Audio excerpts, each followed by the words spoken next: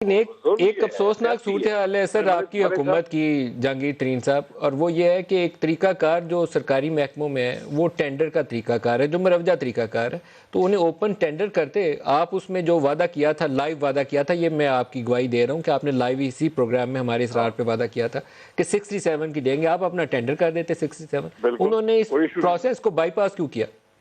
مجھے کیا پتا، یہ آپ ان سے پوچھیں۔ میں تو دیکھیں میرا کام ہے 20,000 ٹن چیز دینا 67 روپیز پہ۔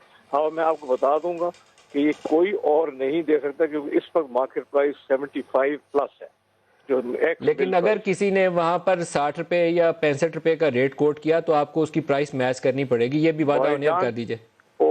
ایک تو آپ نے اس سے وعدے کراتے پھرتے ہیں اور آگے کچھ ہوتا نہیں ہے۔ میں پھر آپ کے سامنے وعدہ کر رہا ہوں I will match the lowest۔ کرے تو صحیح کوئی میچ۔ اچھا میں وہاں جعلی بڈ بھر دوں گا جی صبح 60 روپے کے حساب سے، چینی تو وہ ہوگی تو دوں گا نا۔ 10 ٹن کی بڈ کے نام میں بھرنا۔ پوائنٹ دیکھیں یہ تو مذاق ہو رہا ہے۔ میں کمیٹڈ ہوں 67 روپیز پہ 20,000 ٹن چینی دینا حکومت کو۔ اگر آپ لینا چاہتے ہیں کسی والے لیں، نہیں لینا چاہتے۔ آپ کی ایف آئی اے کی جو رپورٹ وعدہ تھا حکومت کا کہ وہ پن پوائنٹ کریں گے کہ وہ مافیاز ہیں کون، پرائم منسٹر نے مافیاز کا نام خود سے دیا ہوا ہے کہ جنہوں نے شوگر میں پیسے کمائے اور جنہوں نے آٹا میں پیسے کمائے، وہ نام کیوں نہیں سامنے آ رہے تھے؟ سر یہ دیکھیں اس میں میرا کوئی تعلق نہیں ہے، میں حکومت کا حصہ بالکل نہیں ہوں۔ کابینہ میں جو فیصلے ہوتے ہیں میں وہاں نہیں ہوتا، نہ میں اسی سے میں ہوں نہ کہیں ہوں۔ تو آپ کا یہ سوال ڈائریکٹ ہونا چاہیے اور لوگوں کی طرف۔ آپ پی ٹی آئی کے اجلاسوں میں تو بیٹھتے ہیں نا سر، پرائم منسٹر کے قریب لوگوں میں شامل ہیں تو آپ کو پتہ تو ہوگا۔